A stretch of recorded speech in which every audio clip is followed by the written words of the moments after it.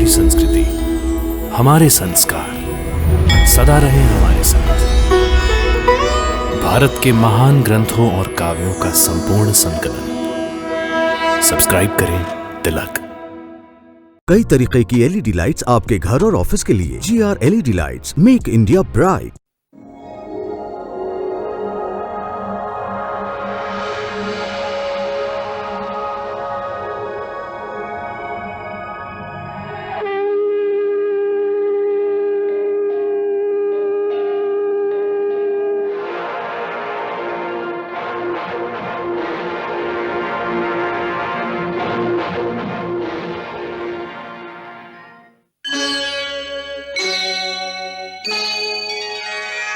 कृष्णा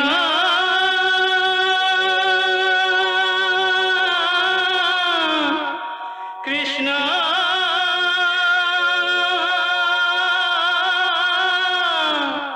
हरे कृष्णा हरे हरे।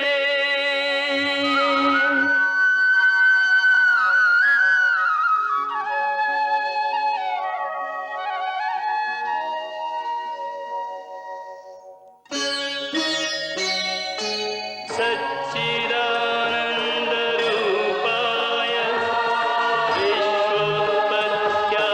विश्वोत्पत्त्यादिहेतवे तापत्रयविनाशाय श्रीकृष्णाय वयं नमः।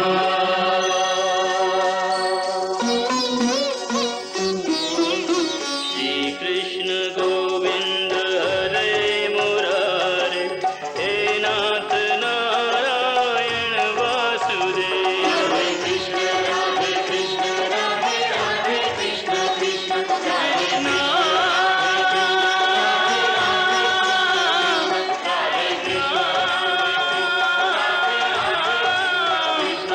राधे कृष्ण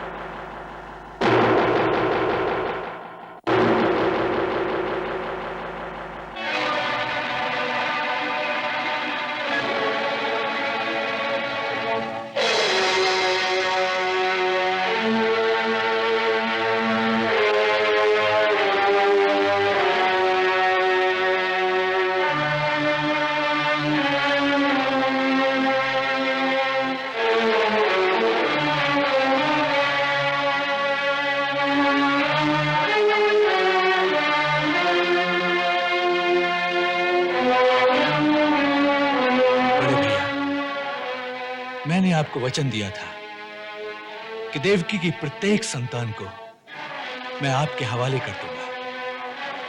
सो ये देवकी का प्रथम पुत्र है।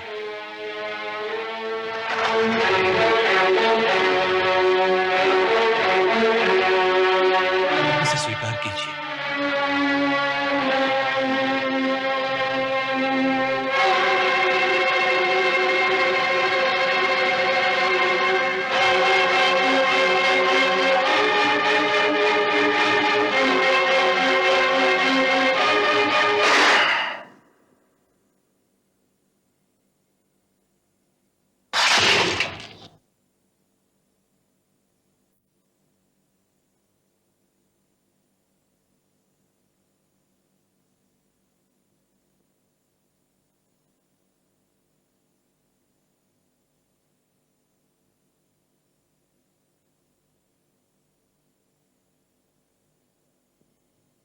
इसका नामकरण किया? जी। क्या नाम रखा है इसका? कीर्तिमान। कीर्तिमान?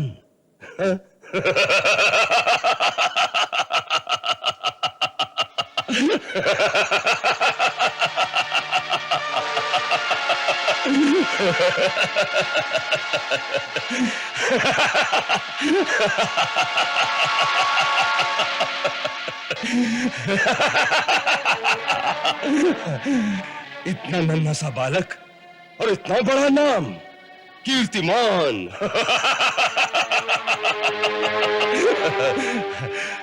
वसुदेव, हम तुम्हारे प्रतिज्ञा पालन से प्रसन्न हैं। तुम सचमुच सत्यव्रत हो। लो, इसे वापस ले जाओ। हाँ।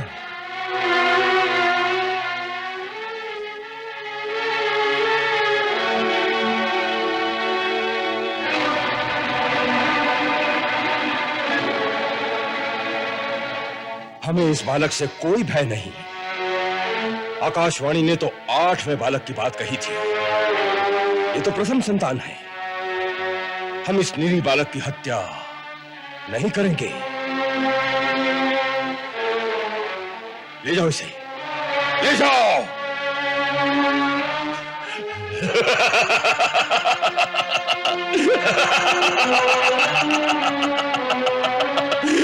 ले जाओ।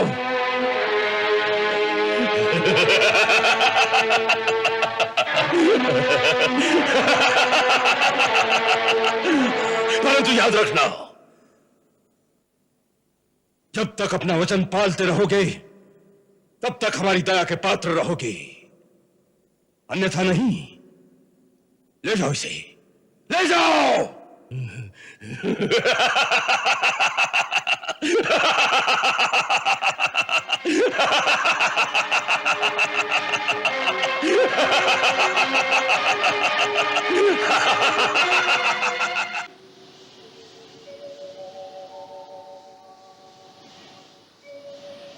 प्रभु, ये कैसी लीला है? इस पापी के हृदय में ऐसी दया भर दोगे तो इसके पाप का घड़ा कैसे भरेगा? इसका संहार कैसे करोगे? युवराज, यदि आज्ञा हो तो कुछ कहो। कहो, हम हमेशा तुम्हारी बात बड़े आदर से सुनते आए हैं। स्वामी, हाँ? ये जो आपने उस बालक को जीता छोड़ दिया, वो ठीक नहीं किया। क्यों? हमें उससे कोई भय नहीं।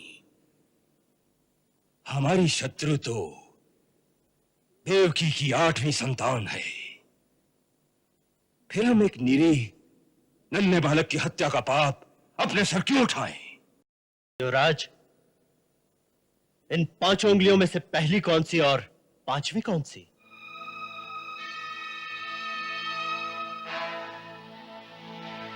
ये इस बात पर निर्भर करता है कि आप गिनती किस ओर से आरंभ करते हैं। किसी फूल की यदि 8 पंखुड़ियां हो तो उनमें से प्रत्येक पंखुड़ी 8वीं हो सकती है।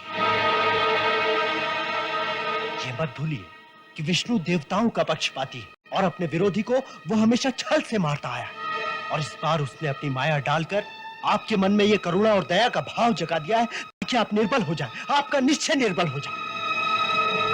हाँ।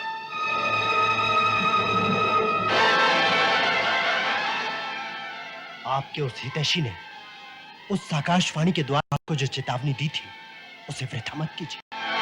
ये पहली और 8वीं के माया जाल से निकलकर देवकी की प्रत्येक संतान का नाश कर दीजिए, फिर न रहेगी पहली न 8वीं।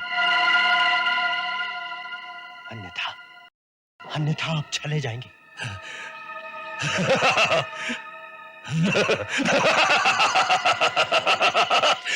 तुम ठीक कहते हो, तुम ठीक कहते हो। हम किसी से भी अपना छल होने नहीं देंगे। अब देवकी की कोई संतान जीवित नहीं रहेगी। कोई संतान जीवित नहीं रहेगी।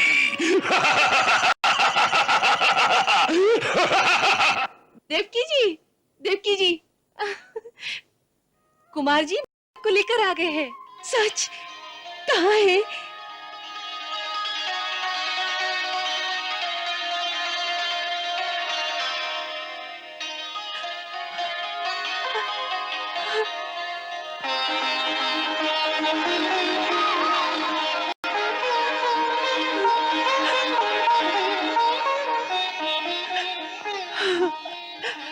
भैया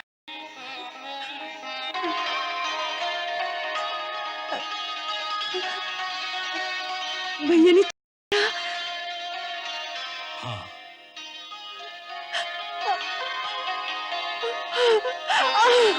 मेरा बेटा मुन्ना, मेरा मुन्ना,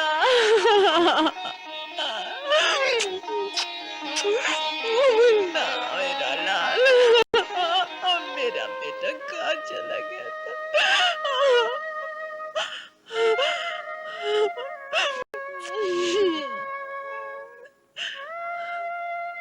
देवी, बालक से इतना मुंह अच्छा नहीं।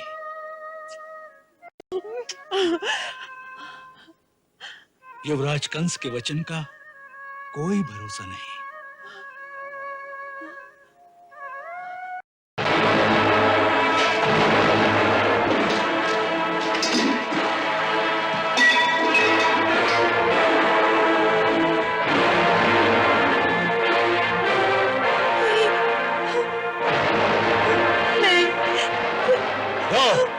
इस सपोलियो को मेरे हवाले कर दो। नहीं, मैं नहीं दूंगी। कैसे नहीं दोगी? छोड़ दो। मैं कहता हूँ छोड़ो। छोड़ दो। नहीं। मैं कहता हूँ छोड़ो। छोड़ दो। छोड़ो। छोड़ दो मेरे बच्चे। छोड़ो। छोड़ दो भैया। छोड़ दो भैया, दया करो। छोड़ो। भैया दया करो। छोड़ो। भैया दया छोड़ो। करो। मेरे बच्चे को छोड़ दो। छोड़ दो। मेरे बच्चे को छोड़ दो। भैया, भैया नहीं मारो मेरे बच्चे को। भैया दया करो। भैया मेरे को बचाओ। भैया, भैया नहीं मारो मेरे बच्चे को। मेरे लाल को मत मारो।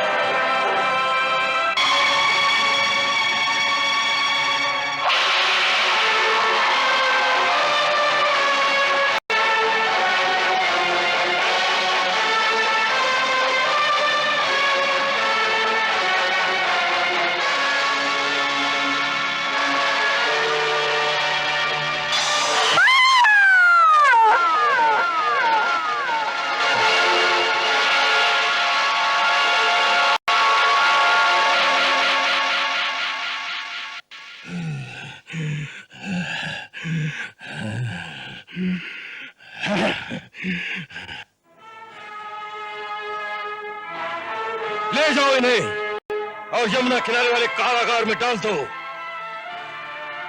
सारे नगर में मगध की सेना तैनात कर दो, जिससे कोई नागरिक उथल पुथल न कर सके। अक्रूर आदि सबके महलों को घेर लिया जाए, ताकि कोई एक दूसरे से मिलकर षड्यंत्र न रचा सके। हाँ।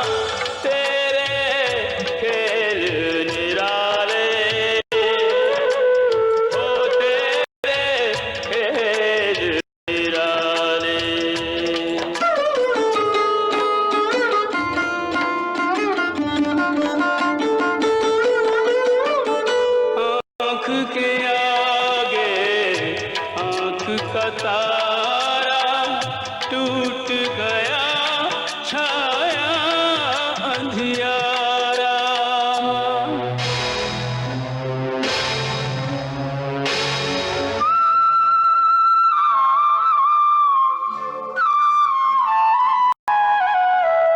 जिसने उड़ाया नेह का चल बन गया ममता का हत्यारा।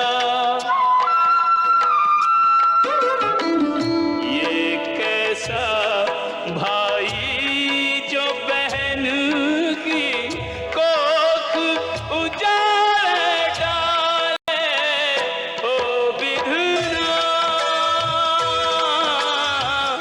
तेरे खेल निराले। ओ तेरे खेल निराले।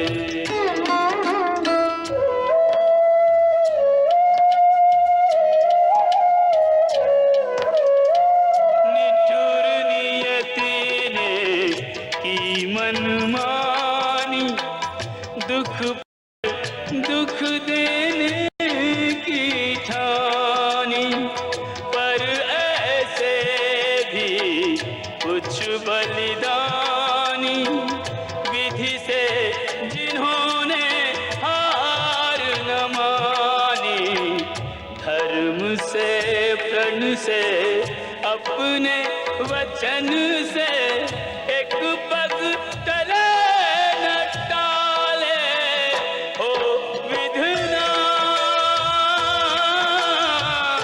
तेरे खेल निराले।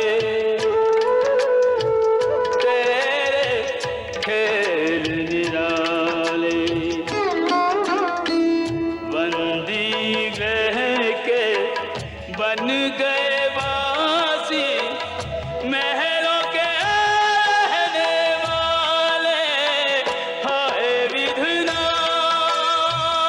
विधना तेरे खेल निराले। तेरे खेल निराले।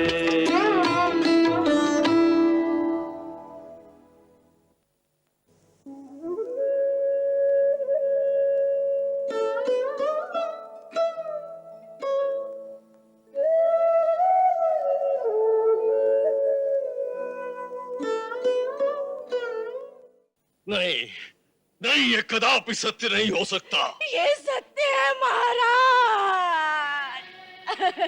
दुर्भाग्य से यही सत्य है।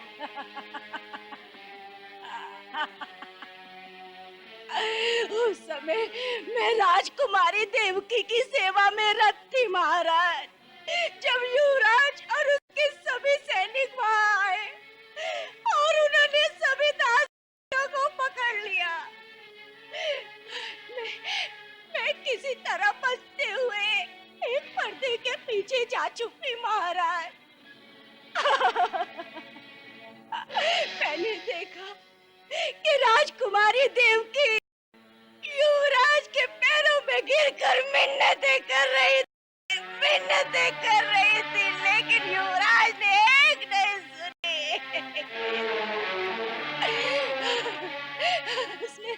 उसने नन्हे से बालक को पैरों से पकड़कर उसके नन्हे से सर को एक बड़े से संदूक पर दे पटका मारा।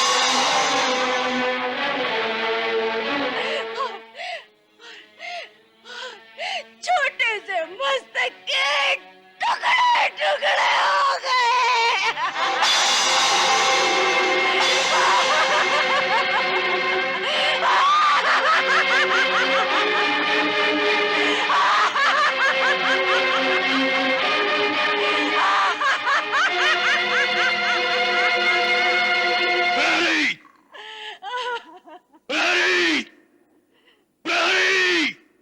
जी महाराज। सेनापति को तुरंत हमारे पास आने के लिए कहो। जो आज्ञा महाराज।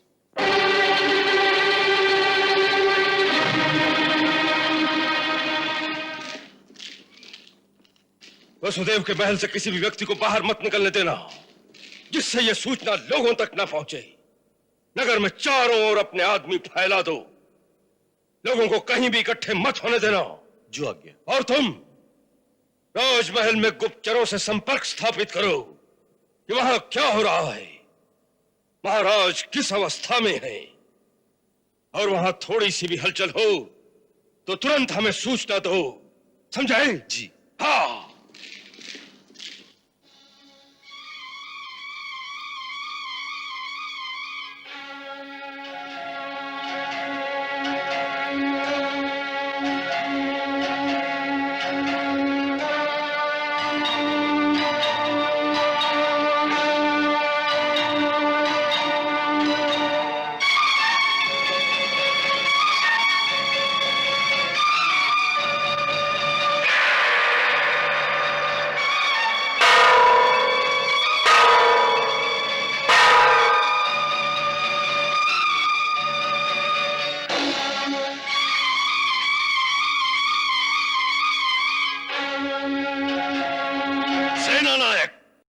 हमने कंस को तुरंत बुलाने का आदेश दिया था, फिर वो अब तक क्यों नहीं आया? क्या हमारा आदेश उस तक नहीं पहुंचा? महाराज, आपकी आज्ञा अनुसार उसी समय एक घुड़सवार को युवराज के महल की ओर भेज दिया था। तो फिर वो अब तक क्यों नहीं आया? क्या वो हमारी आज्ञा की अवहेलना करना चाहता है? वीरसेन, तुम स्वयं अपने सैनिक ले जाकर उसे बंदी की भांति पकड़कर हमारे सामने उपस्थित करो।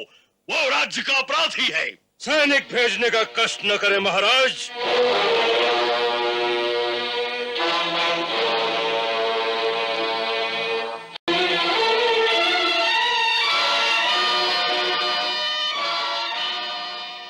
अपराधी स्वयं ही आ गया है।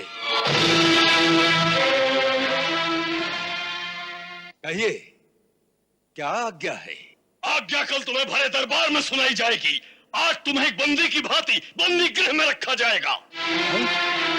ऐसा कौन सा बड़ा अपराध किया मैंने कि महाराज इतने क्रोधित हो गए? तुमने अपराध नहीं किया है, तुमने पाप किया है, एक जघन्य पाप, महापाप। एक निर्दोष नवजात बालक की हत्या करके पूछते हो कि क्या अपराध किया है मैंने? एक निरीह बालक के रक्त से हाथ रंगते हुए तुम्हारा हृदय नहीं कांपा? महाराज, जब एक वीर योद्धा चलता है तो उसके पैरों तले सैकड़ों कीड़े मकोड़े मर जाते हैं। फिर किस किस की मृत्यु के लिए उसका हृदय कांपेगा? वो कोई कीड़ा मकोड़ा नहीं था, एक मानव की संतान था, एक मानव था। और क्या हुआ? इस धरती पर प्रतिदिन हजारों मानव मरते हैं, एक और मर गया तो मानव समाज में कोई बहुत बड़ी क्षति नहीं हो जाएगी।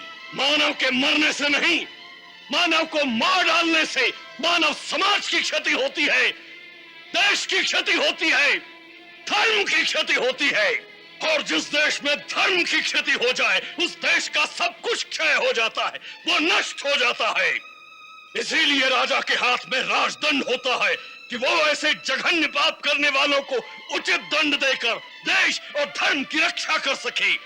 ओहो, एक बालक के मरने से देश और धर्म दोनों ही संकट में पड़ जाएंगे, ये मैं नहीं जानता था महाराज। नहीं जानते थे तो आप जान जाओगे। अरे इस साम्राज्य के प्रधान सेनापति होने के नाते तुम्हारा कर्तव्य था न्याय, धर्म और प्रजा की रक्षा करना, परंतु तुमने अपने इस कुकर्म से अपने देश, अपने धर्म, यहां तक कि मानव जाति को कलंकित कर दिया। अरे तुम मानव नहीं, पशु हो, पशु। और जब तक हम यहाँ के राजा हैं, तुम जैसे पशुओं से अपने देश, अपने धर्म की रक्षा करते रहेंगे।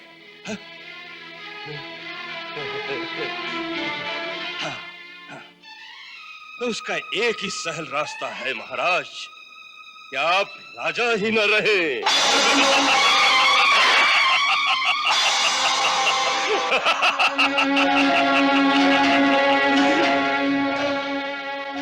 बहुत देर राज कर लिया आपने, बहुत देर। हाँ। अब आपकी आयु वन में जाकर तपस्या करने की है, हाँ, इन झमेलों में पड़ने की नहीं। अपने हाथों से यह राजमुकुट मेरे सर पर पहना दीजिए, पहना दीजिए। हाँ, देश का कल्याण हो जाएगा। हाँ।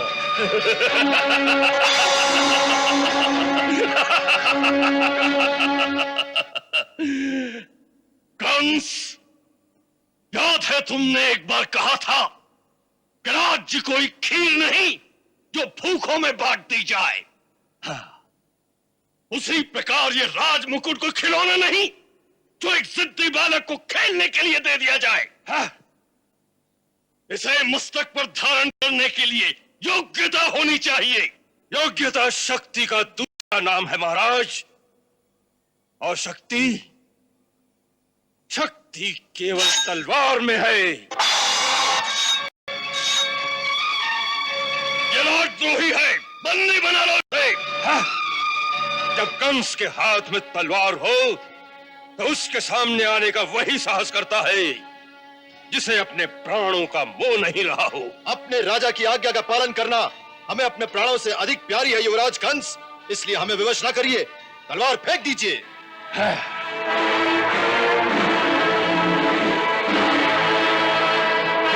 फिर एक बार सोच लो।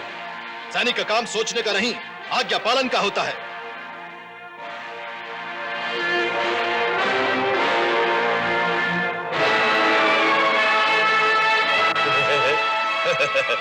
ठीक है, जैसी तुम्हारी इच्छा।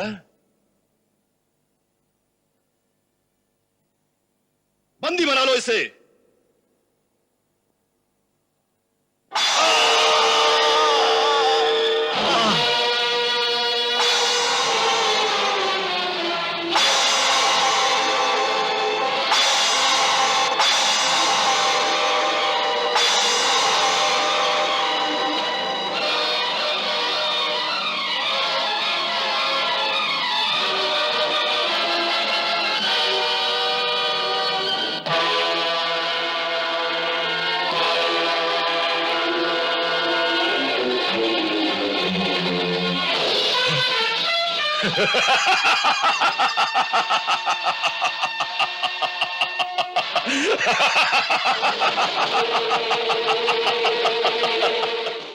बंदी बना लो इस बुड्ढे को और ले जाकर कारागार में डाल दो। मेरे जीते जी ये संभव नहीं। तू जिंदा रहेगा तब ना।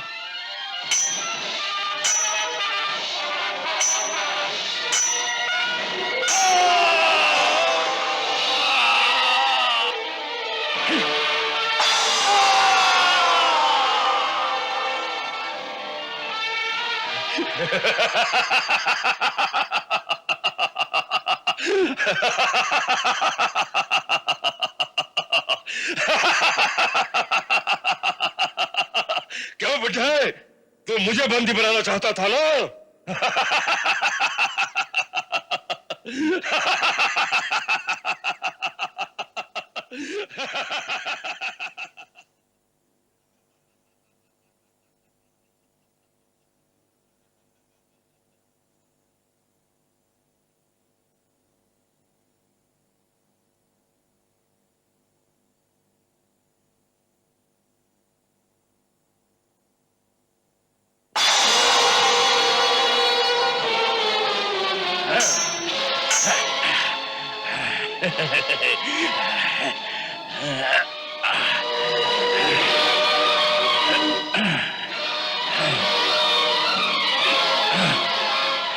शक्ति दिखाता है बुड्ढे, ये ले।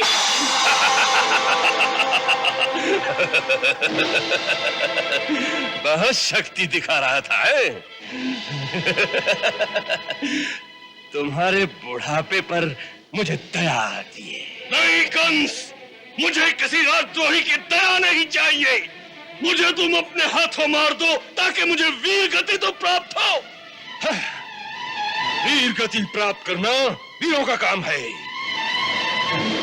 तुम उसके योग्य नहीं हो। ले जाओ इसे मेरे सामने से। नहीं कंस, नहीं कंस, नहीं कंस, कंस। कंस, मेरी तुमसे केवल एक विनती है, तुम मुझे अपने हाथों मार डालो कंस। कंस, मुझे अपने हाथों तुम मार डालो।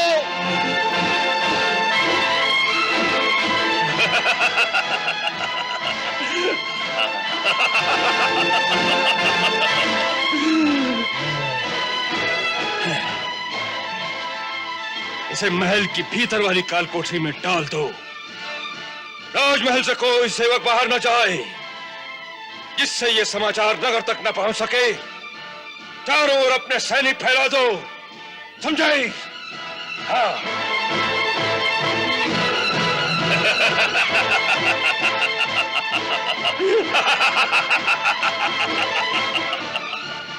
उठो, ले चलो इसे।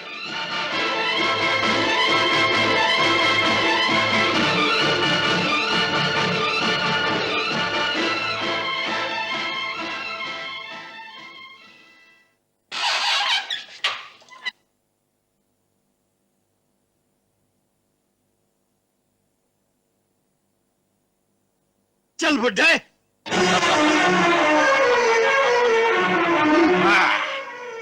अब बाकी का जीवन इसी काल कोठरी में बीतेगा। यही तुम्हारा राजमहल है। इन दीवारों के पत्थर अब तुम्हारे सेवक हैं। चाहे सर फोड़ना, चाहे किसी को दंड की आज्ञा देते रहना। महाराज कितने दयालु हैं कि तुम्हें जीवित ही छोड़ दिया और घूमने फिरने के लिए इतना बड़ा तहखाना भी दे दिया।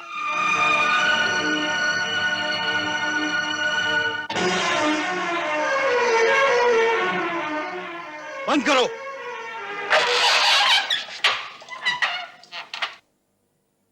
अब दोनों समय का भोजन तुम्हें इसी खिड़की से मिलता रहेगा।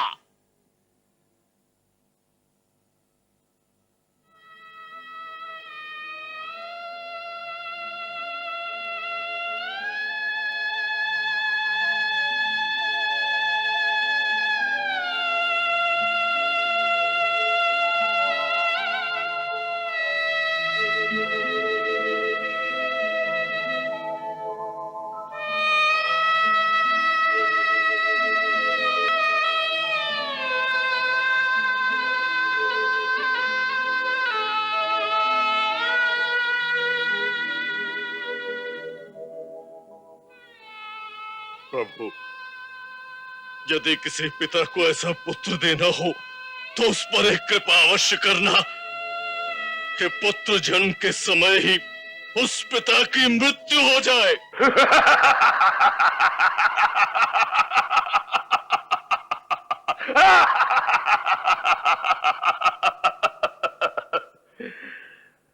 किसान से कहा कि इसे बंदी बना लो।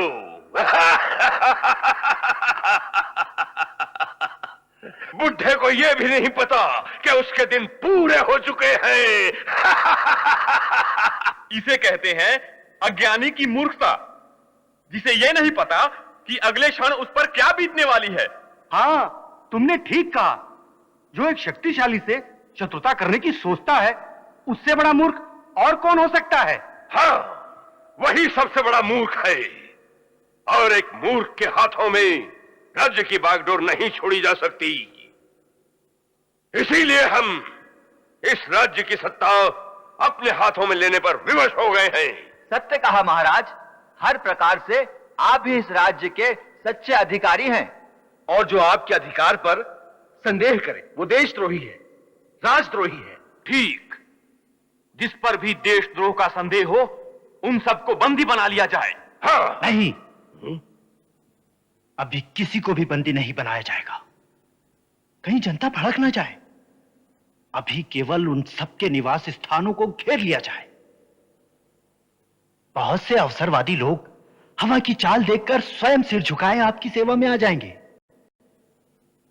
और हां, अभी किसी को एक दूसरे से मिलने ना दिया जाए। और उस बूढ़े के जितने भी सच्चे समर्थक हैं, केवल उन्हें बंदी बना लिया जाए। यदि जनता में कोई सिर उठाए तो उसका सिर कुचल दिया जाए। सेना नायक।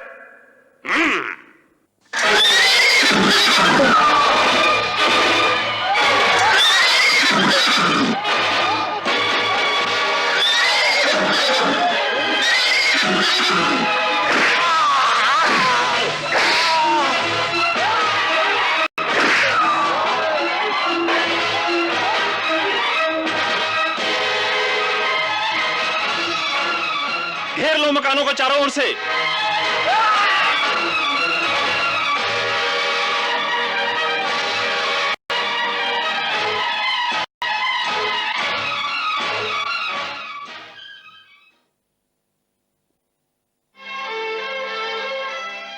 आपको बाहर जाने की आज्ञा नहीं।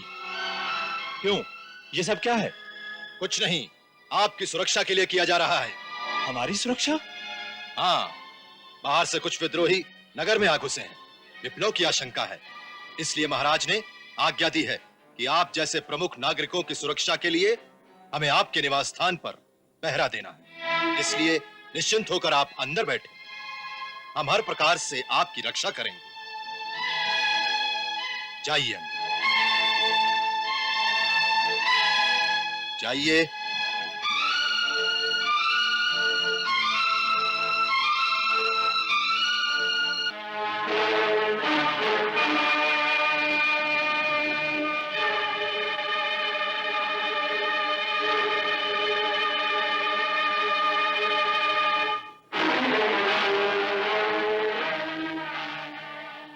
क्या बात है? महाराज ने तुम्हें बंदी बनाने की आज्ञा दी है। बंदी? हाँ, परंतु हम तो महाराज के राजपुरोहित हैं। राजपुरोहित थे, अब मगध से नए राजपुरोहित आ रहे हैं। ले चलो इसे।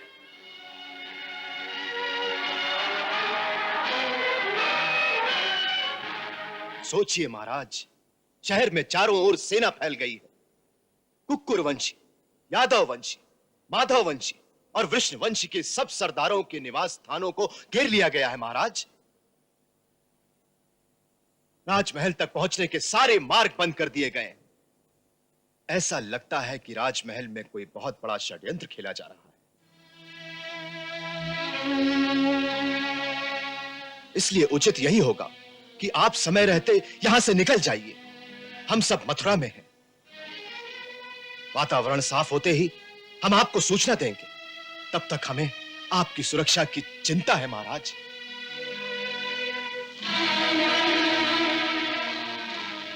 हमारी सुरक्षा की चिंता करने वाले तो सामने खड़े हैं।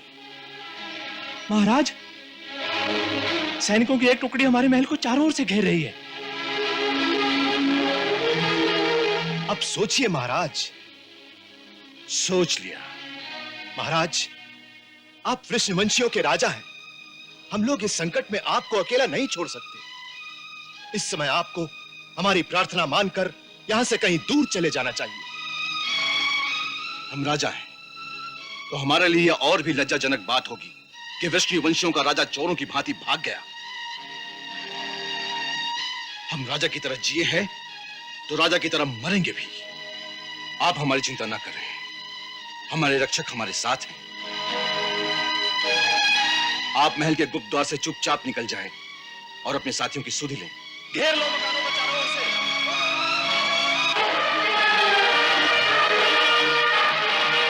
महाराज, अक्रूर जी, आप समय व्यर्थ मत गंवाएं। आइए, मैं आपको गुप्त मार्ग दिखाता हूं। आइए।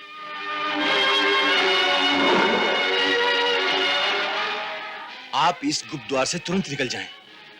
हमारी चिंता ना करें, तुरंत निकल जाएं। जाइए।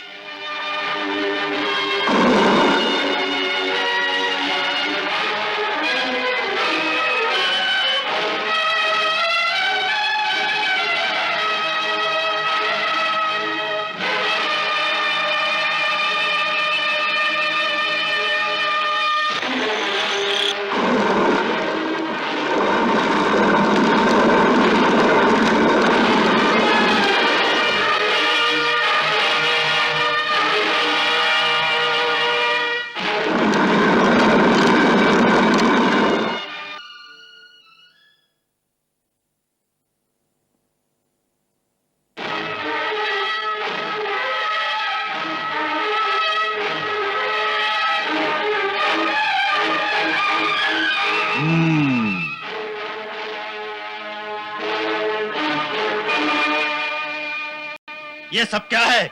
इसे बंदी बना लो। बंदी बना लो? किस से? महाराज की आज्ञा से। महाराज की आज्ञा से?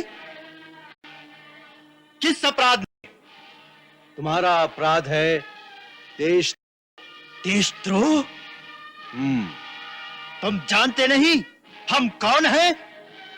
जानता हूं, तुम मथुरा के प्रधानमंत्री थे। थे? हाँ, परंतु तुम ये नहीं जानते कि अब मथुरा के प्रधानमंत्री हम हैं। प्रधानमंत्री? हाँ। ले जाओ इसे। प्रधानमंत्री पकड़े गए, राजपुरोहित जी को बंदी बना लिया गया है और हमारे गुप्तचर के अनुसार महाराज उग्रसेन अभी भी राजमहल में ही है। कंस ने उन्हें बंदी बनाकर किसी गुप्त स्थान पर रख दिया है। वो गुप्त स्थान कहां है इसका पता नहीं चला। तो इसीलिए कंस ने सारे नगर में नाकाबंदी कर रखी है, जिससे न लोग आपस में मिल सके न ये सूचना नगर में फैले। कंस की ये चाल बड़ी सीधी पड़ गई है। कंस तो ये चाल सफलता से चल गया, परंतु अब हमें कौन सी चाल चलनी है इसके बारे में सोचा जाए। अब सोचने को क्या रह गया है? नीति ये कहती है कि जब शत्रु का पल्लड़ा भारी हो तो उससे कहीं दूर चले जाना चाहिए। इसलिए मेरा तो ये परामर्श है कि ये समय कंस का विरोध करने के लिए उपयुक्त। इससे पहले कि वो यादव सरदारों को एक एक करके बंदी बना ले, हम सबको यहां से निकलकर इधर उधर चले जाना चाहिए। हां, एक बात तुरंत चाहिए, जितनी जल्दी हो सके स्त्री और बच्चों को नगर से बाहर अपने अपने प्रांतों में भेज दो, क्योंकि मगध के सैनिकों का कोई भरोसा नहीं। मैं और मित्रसेन आज ही कुमार वसुदेव की दूसरी पत्नी रोहिणी को रातों रात यहां से निकालकर गोकुल में नंद राय के पास छोड़ आएंगे। कुमार वसुदेव और नंद राय जी एक ही दादा की संतान हैं, इसलिए देवी रोहिणी वहां सुरक्षा से और सुख से भी रहेंगी। परंतु मैं इस समय अपने पति को यहाँ कारागार में छोड़कर मथुरा से कैसे निकल सकती हूँ? जाइए, अक्रूर जी से कह दीजिए मुझे यहीं पड़ा रहने दे। इस समय अपने पति के साथ तो नहीं, लेकिन इसी नगर में उनके निकट तो हूँ। देवी रोहिणी, आपके भाव बड़े उच्च और सराहनीय हैं, परंतु ये मत भूलिए कि आप इस समय हम वृषवंशुओं की रानी हैं। महाराज नजरबंद है, देवी देव की वसुदेव जी के साथ कारागार में है। इस संकट के समय आज आप ही आशा का ऐसा दीपक है जिसकी ओर देखकर समस्त यादवों की हिम्मत बंधी रहेगी। यादव जाति का मार्गदर्शन करने के लिए आपकी परम आवश्यकता है।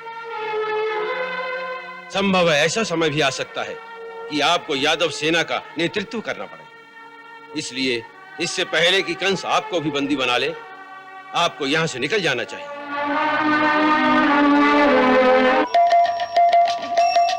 हरे कृष्णा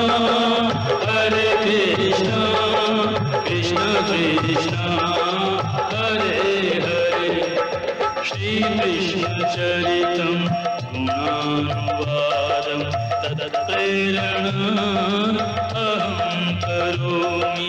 मम भावगीतं हृदयस्य प्रीतं त्वत्पद्मपादे समर्पयामि। हरे राम राम राम हरे हरे, हरे कृष्ण कृष्ण कृष्ण हरे हरे। कृष्ण